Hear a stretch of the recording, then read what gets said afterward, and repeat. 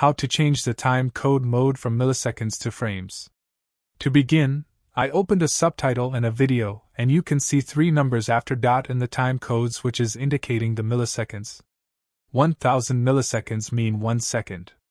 But how we can change this so that instead of milliseconds, it shows the number of frames? Just go to Options, Settings, and change timecode mode to the second option, which shows hours, minutes, seconds, and frames.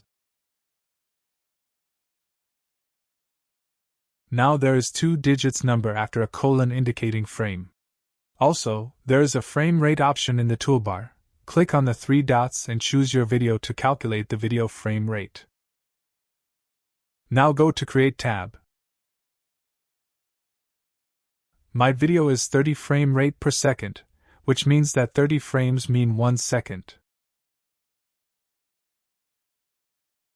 If your video is 60 frames per second, it means that every 60 frames mean 1 second. Now if change the option back to the original, which is based on millisecond, every 1000 milliseconds mean a second. Anyway guys, thanks for watching and I hope you found this useful.